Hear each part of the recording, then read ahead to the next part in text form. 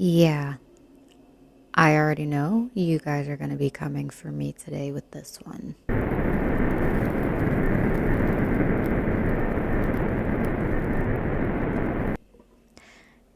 Hey guys, it's Holly. Welcome back to the channel. And today we are going to be talking about Pulse.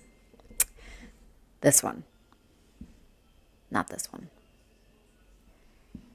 Before we start, I do just want to give a trigger warning for anybody who may be sensitive to self-harm or self-injury. This movie has quite a bit of that.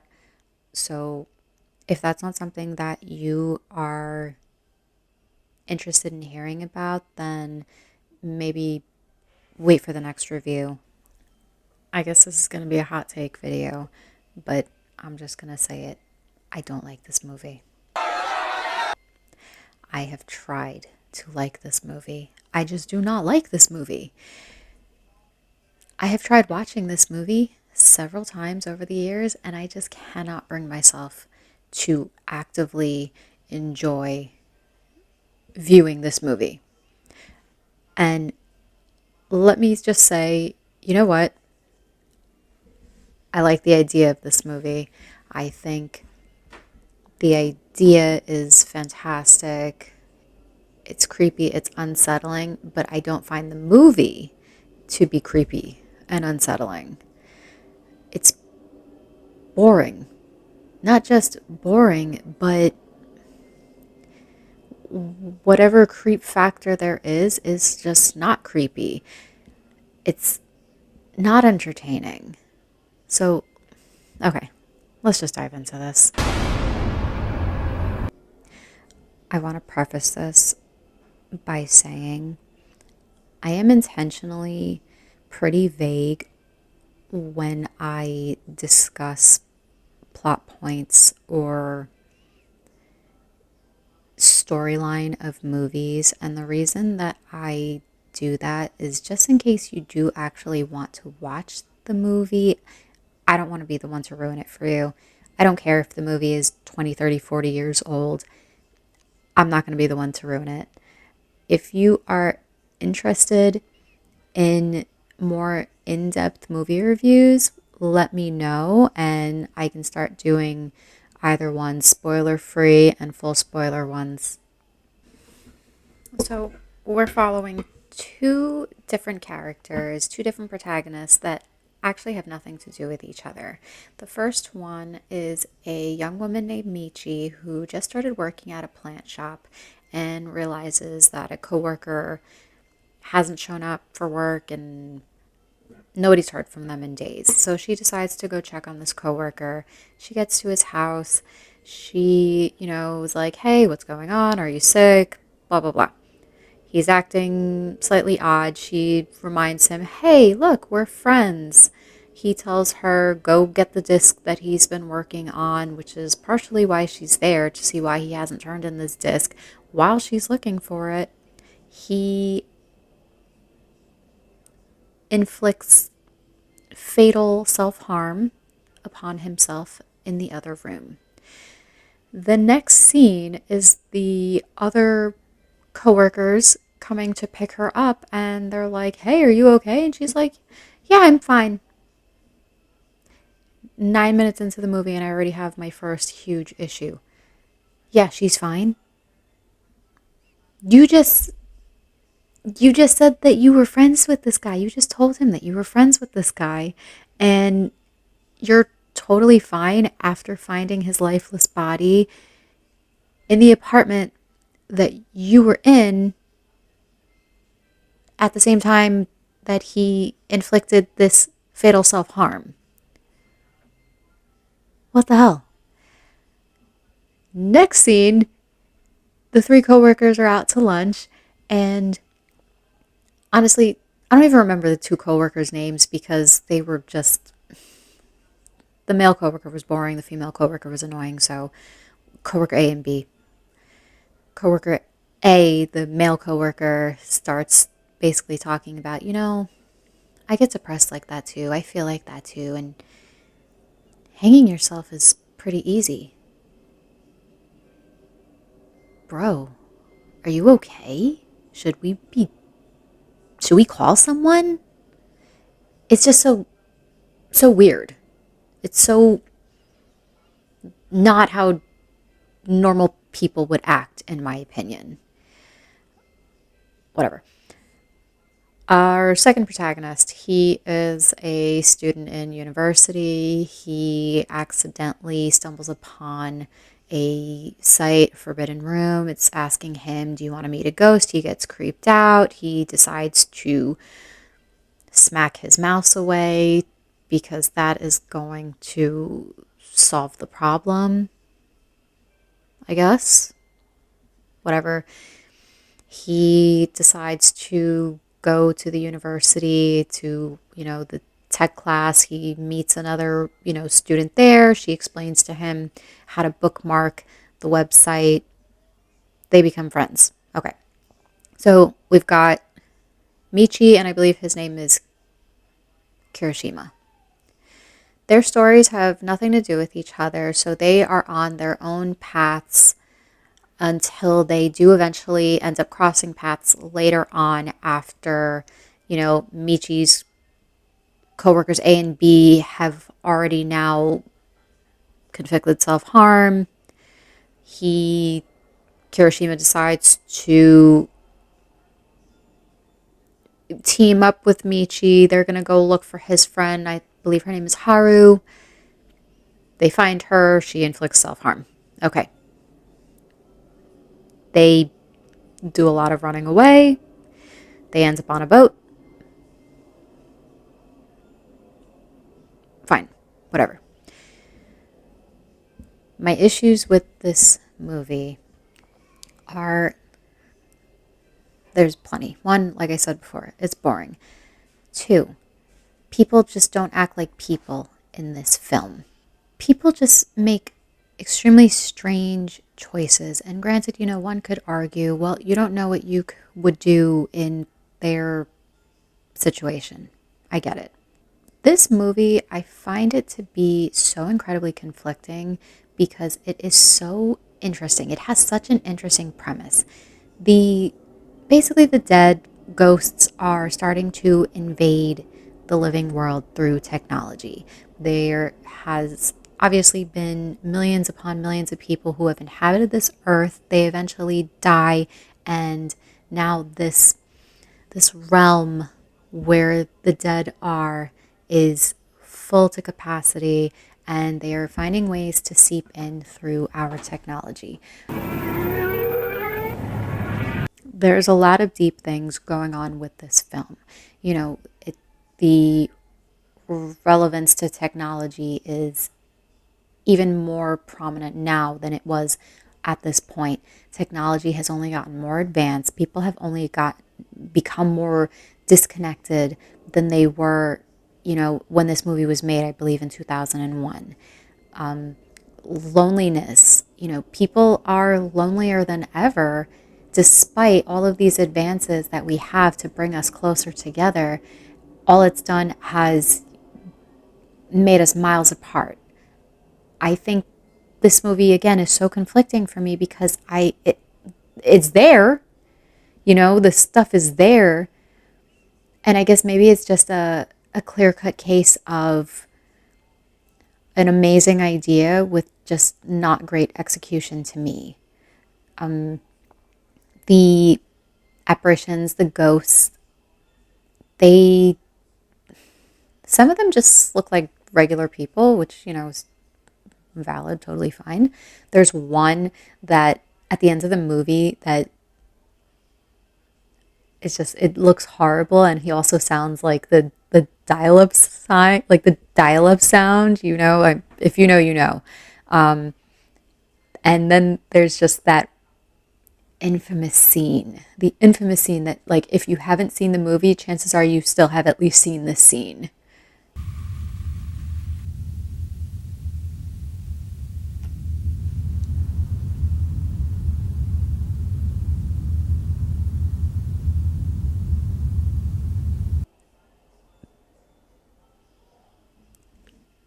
That's not scary. That just looks like me after I stay at bottomless brunch for a little bit too long. I Why did she trip? What I don't know. I guess maybe like are they going for an uncanny valley kind of thing where it's like, it looks like a person, but they're not acting objectively the way a person would, the way she's walking. I think it's like almost like that, they film them backwards and then play it forward, and then maybe the actress playing the ghost actually tripped and they decided, you know what, that's the take. We're going to keep that one in. Like, I just don't understand what we were doing with this film.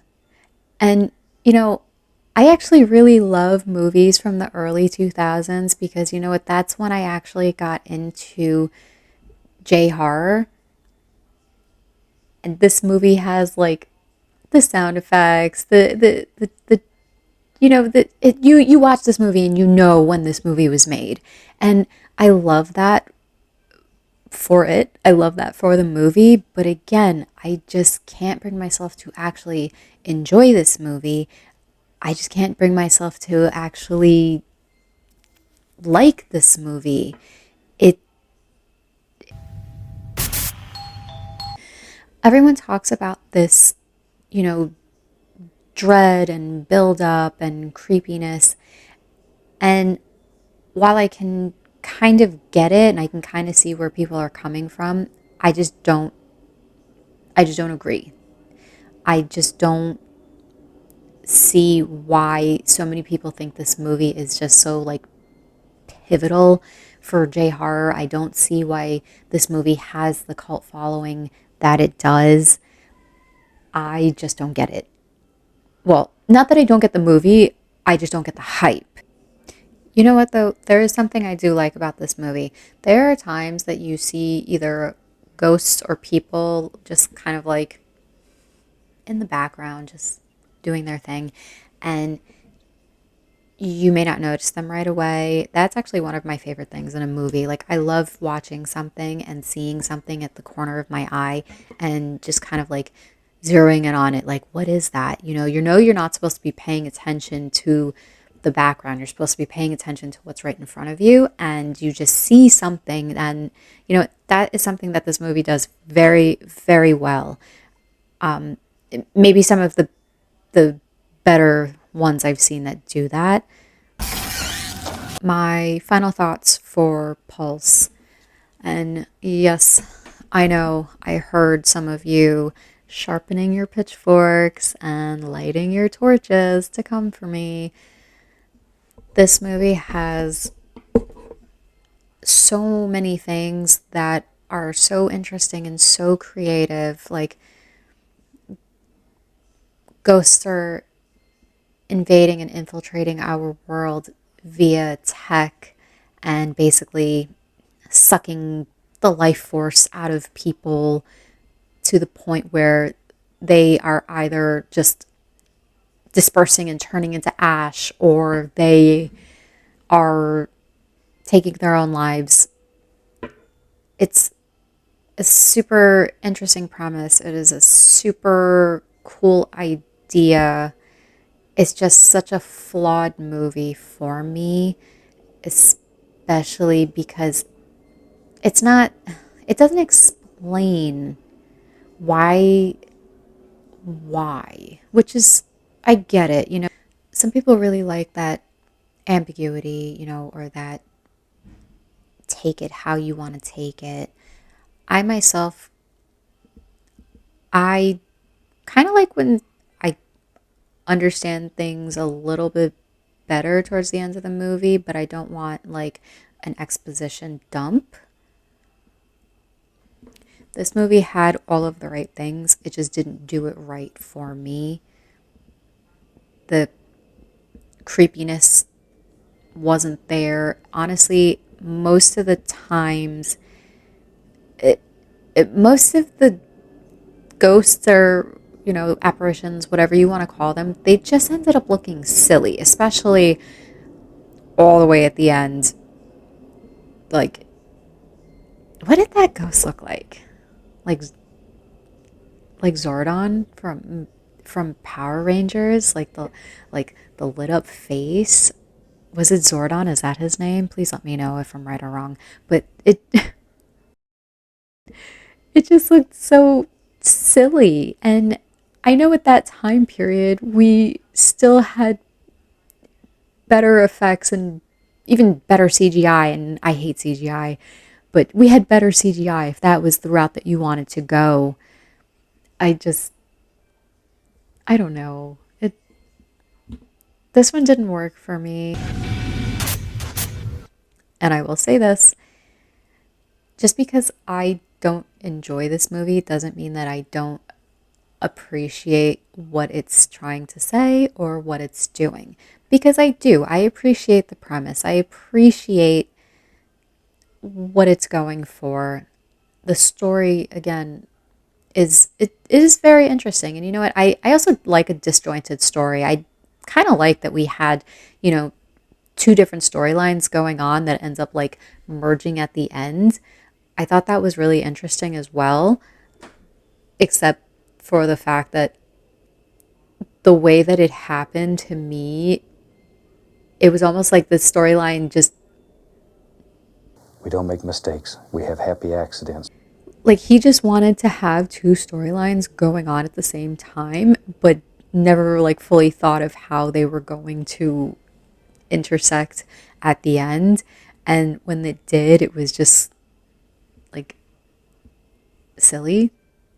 I think that's like the maybe that's the word for the movie, silly. A lot of things in this movie were just silly, and that's so disappointing because of how serious the tone is, how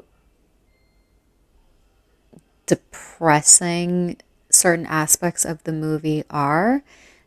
You had so much to say, and then you just ended up with something silly. I would recommend this for people who are, you know, hardcore into J horror. If you can deal with the super slow pace, give it a watch. But again, I did give that trigger warning, so keep that in mind. And it's it's slow. It's it has silly parts. So, yeah. Also, why does this movie end and then the credits are just like this upbeat, joyous music? Like, you guys didn't just traumatize us with this metaphor for loneliness and depression and what is that? This is my first hot take video. I'm Holly. Thanks for watching. Let me know, do you love this movie? Do you think that this was one of those J horror films that like reinvented the wheel? What do you think about the remake? Because that one has plenty of its own issues.